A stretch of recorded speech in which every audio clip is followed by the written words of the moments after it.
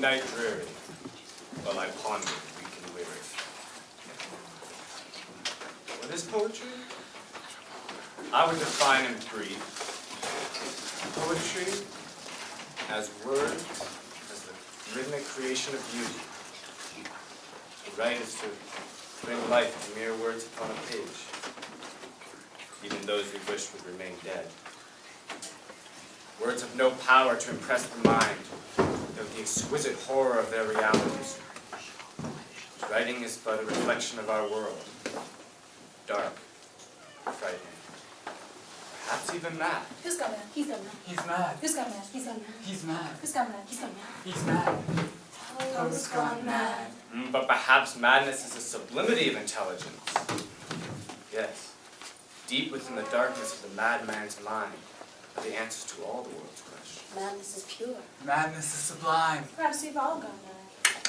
Through writing, I've become insane, with long intervals of horrible sanity. Only this and nothing more. I do not live in the romanticized world, behind a facade of morale. No, This is it and nothing more. I live in reality. Merely this and nothing more. I live in the world of the macabre, Welcome. and so I'll remain, And so you're trapped. evermore.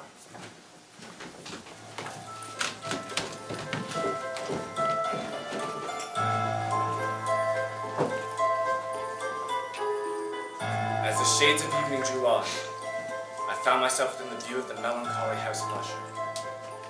I know not what it was, but with my first glimpse of the building, a sense of insufferable gloom pervaded my spirit. There was an iciness, a sinking, sickening of the heart, an irredeemable feeling of dread that no goading of the imagination could torture to honor the sublime. What was it that so unnerved me in the contemplation of the house of Usher? Was it the black blurred log which it rested on? The vacant eye-like windows? The fissure in the wall which made one believe it could crumble at any point? And why would I be here? Ah, its proprietor, Roderick Usher, had been one of my closest companions in childhood. But many years had elapsed since our last meeting. A letter, however, had lately reached me saying, My good friend, it pains me to write after so many years, but I have none other to turn to. I feel as though I am imprisoned within my own home. I have an acute bodily illness, a mental disorder that confines me to this house. Perhaps by your cheerful company I may be alleviated of my malady. Please come quickly, if you can. and so I obliged. Upon entering the house, I was directed to Roderick Usher's room. 'Twas dark, comfortless. I felt as though I breathed an air of sorrow. Roderick?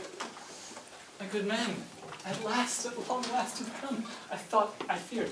You have no idea. Since I wrote, I've been doing nothing but wait for your reply, but here you are. My friend, my rescuer, my... Are you all right? Shh. Do you hear that? What? Drip, drip, drip, No. drip, drip, drip. I think it's water dripping from the eaves above my sister's window onto the leaves below. You can hear that? But of course, my illness, the family curse. All the House of Usher are doomed to suffer a morbid acuteness of the senses.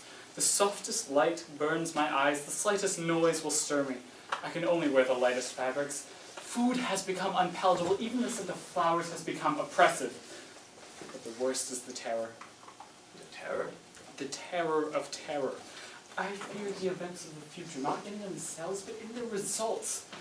I know that one day there will soon come a time where I have to abandon life and reason altogether in some struggle with the grim phantasm of fear.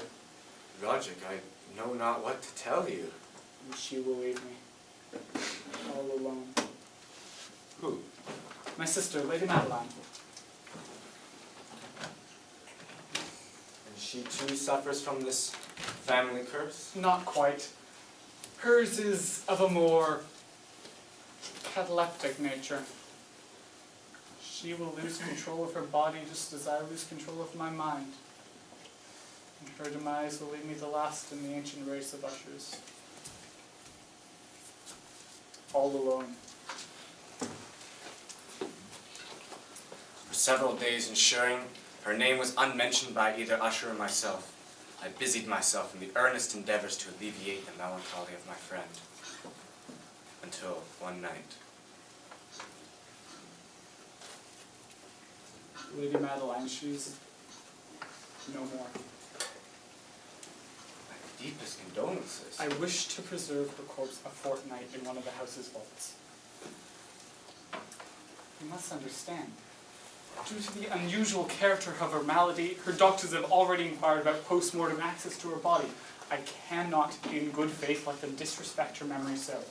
If we were to bury her, her body would be gone by morning. You must help me. But of course.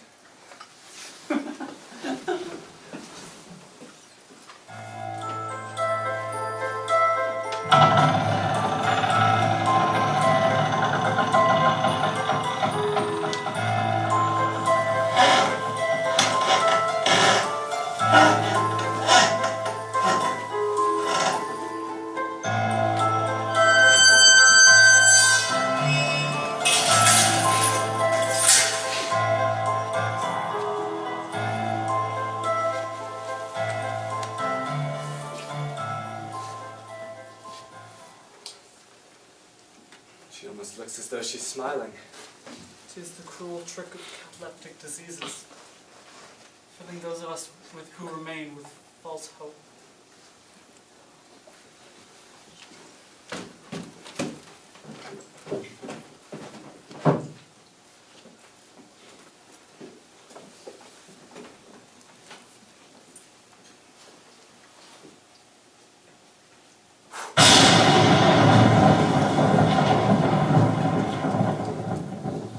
They're coming! I see them! They're coming for me!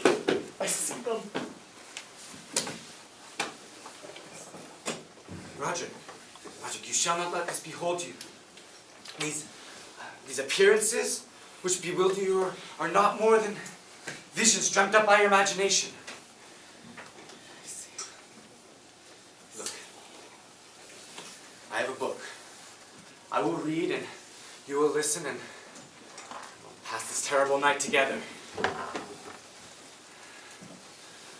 Thy soul shall find itself alone, mid dark thoughts of grey tombstone.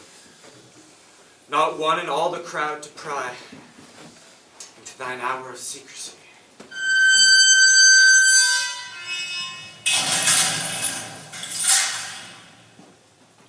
Be silent in that solitude, which is not loneliness for them. The spirits of the dead who stood in life before, they are again.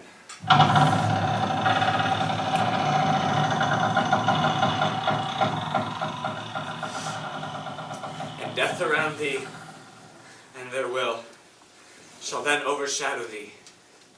Be still. And have you heard it? Yes, yes, I have heard it. Long, long, long, many minutes, many hours, many days, I have heard it. Pity me, miserable wretch that I am. I dared not speak.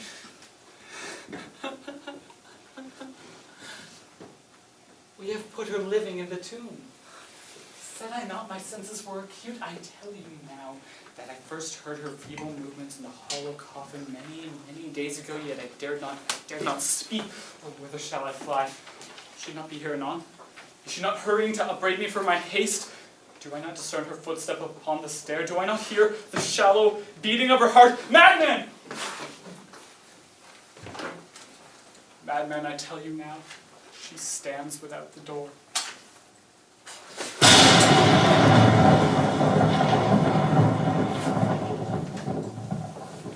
Ah! As I gazed, the fissure in the wall rapidly widened. There was a fierce breath of whirlwind, and the mighty walls crumbled upon themselves. There was a tumultuous shout, like the voice of 1,000 waters. And the dark, lurid bog at my feet closed suddenly silently over the house of Usher.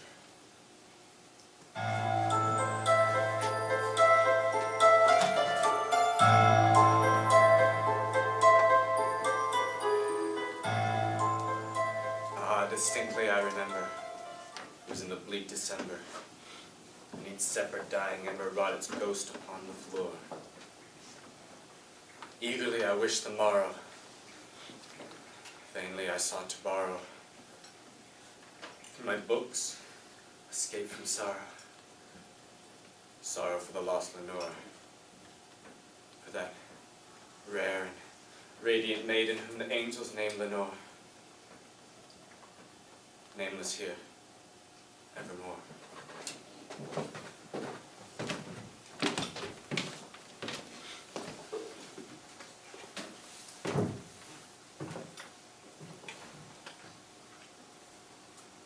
Misery is manifold.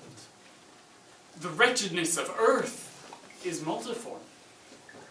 Evil is a consequence of good, so in fact out of joy is sorrow born. The memories of past bliss is the anguish of today, and agonies have their origin in ecstasies which might have been. Bernice and I were cousins. We grew up together in my paternal halls, yet differently we grew. I, ill of health, buried in gloom. She, agile, graceful, overflowing with energy. I living within my own heart, her running carelessly through life with no thought of the shadows in her path, nor the silent flight of the raven-winged hours. Oh, gorgeous yet fantastic beauty. And then a disease. A fatal disease fell over her, and the spirit of change swept over her, pervading her mind, her habits, and her character. The destroyer came and went. And the victim? Who was she? I knew her not. I knew her no longer as Bernice. I myself was subject to my own rapidly growing disease, monomania, consisting of a morbid with those properties termed the attentive. To muse for long, unwearied hours over some frivolous object, the shape of my hand, for instance, the topography of a book. It was exhilarating, but never pleasurable, for in the time in which I mused I had no control nor any recollection. Modern medicine couldn't explain it, and had begun to affect my daily interactions. But the changes due to my disease were never as startling as those that wrought Bernice's physical frame. During the most unparalleled days of her beauty, most surely I had never loved her. In this strange anomaly of my existence, feelings with me were never of the heart. My passions were always of the mind. In the grey of the early morning and in the silence of my library at night, she flitted by me, and I had seen her, but not as the living, breathing Bernice, as the Bernice of a dream. Not as something to admire, but as something to analyze. Not as an object of love, but as the subject of the most abstruse and desultory speculation.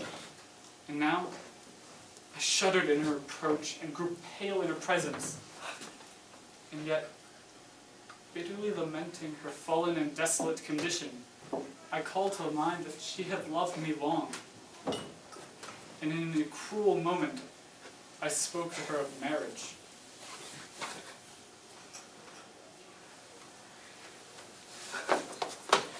On the day preceding our nuptials, I was standing in my library, quite sure that I was alone, but uplifting my head, I saw that Bernice stood before me. How pale her complexion, how glass-like her eyes, but as she parted her thin, shrunken lips, she revealed to me the white spectrum of teeth. Not a spot on their surface, not a shade in their enamel, not an indenture on their edges.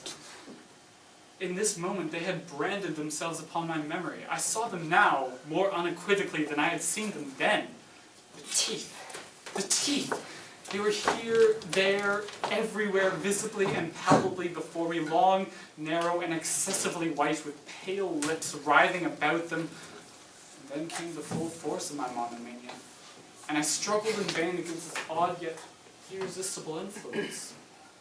In the multiplied objects of the outside world, I thought of nothing but for the teeth. With these, I sought after with a frenzied desire, day after day, night after night, until I awoke from my meditation. What happened? I kept a record in my journal. Surely that would explain what was going on, but all that there were disconnected ramblings. What was this? What was going on? And what was this box beside me?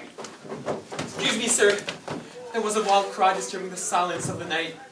We gathered to find the direction of the noise, and there was a violated grave and an enshrouded body.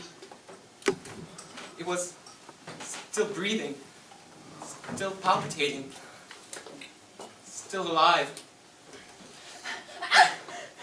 Please, please.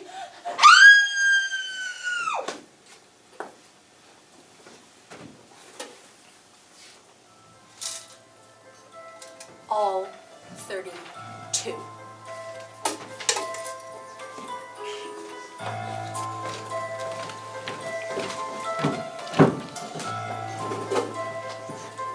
Silken, sad, uncertain rustling of each purple curtain thrilled me, filled me with fantastic terrors never felt before. So that to still the beating of my heart, I stood repeating, "'Tis some visitor entreating entrance at my chamber door. 'Tis some late visitor entreating entrance at my chamber door. Only this, and nothing more."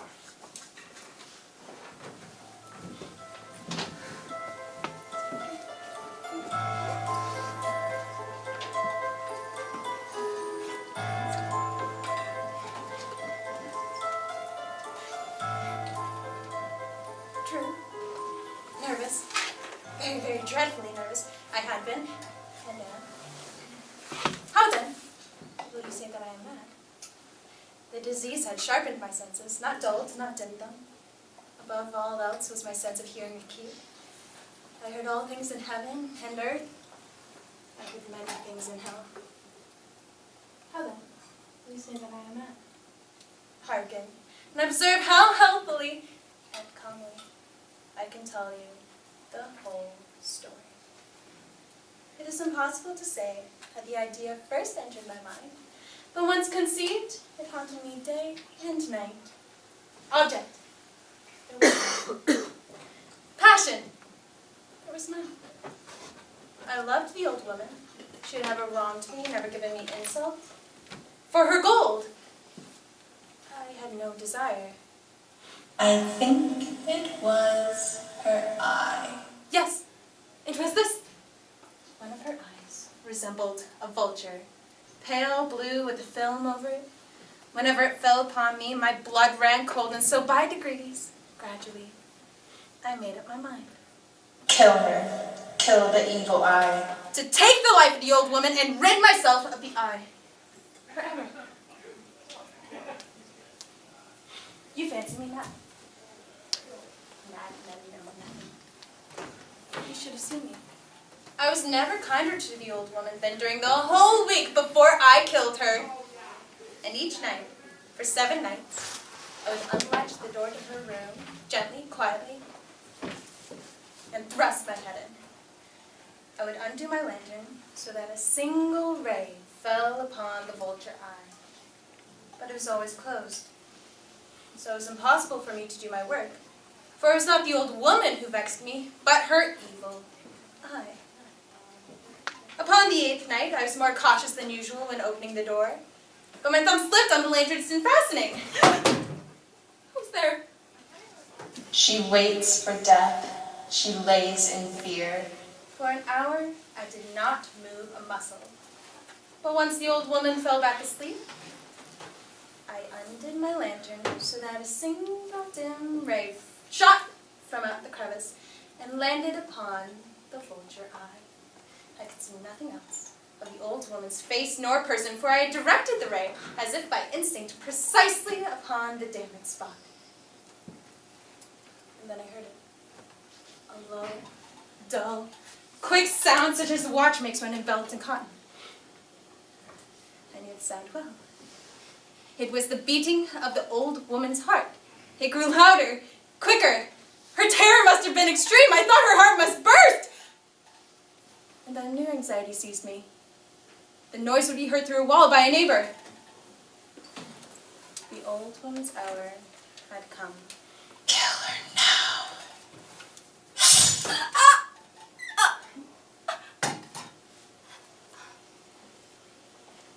Yet you still think me mad. You will so no longer when you heard the wise precautions I took for the concealment of the body. Dismembered the corpse. I cut off the arms, the head, and the legs. I then took up 3 floorboards from the floor of her chamber and deposited it all between the scantlings. I then covered it up so that no eye, no human eye, not even hers, could have detected anything wrong. Dismembered the corpse. Wash the blood from your hands. There's nothing there. I've been Wash too the wary for blood that. from your hands. There's nothing there. A tub had caught it all. Wash the blood from your hands. There's nothing there. Officers of the police? There was this disturbance in the night and there's suspicion of foul play. We have been deputed to search the premises. Mind if we come in? Not at all. Welcome. What have you to fear? I have nothing to fear. Pardon? I apologize. I have just been saying that the scream you heard was my own. I had been dreaming, but I'm all right now. This is your residence, I presume? No, I'm the housekeeper. The owner of this house left the country just yesterday. Convince them of your innocence. Have a look around, and afterwards perhaps stay for a while. Thank you. Thank you, ma'am. Ma'am? What?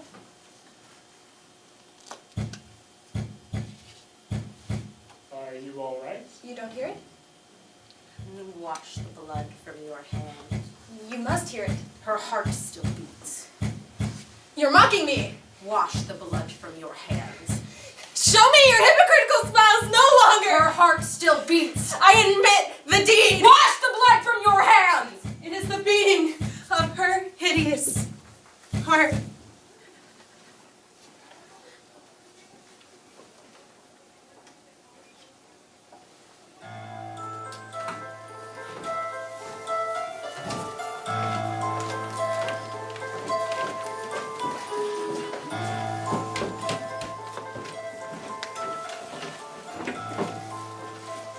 Once upon a midnight dreary, while I pondered weak and weary, over many quaint and curious volume of forgotten lore. Well, I nodded, nearly napping. Suddenly there came a tapping, as of some gently rapping at my chamber door. "'Tis some visitor," I muttered, rapping at my chamber door. Only this and nothing more. Presently my soul grew stronger, hesitating then no longer. "Sir," I said, "or madam, truly your forgiveness I implore. You see, the fact is I was napping, and so gently you came tapping, and I was scarcely sure I heard you." Here I opened wide the door. Darkness there, and nothing more.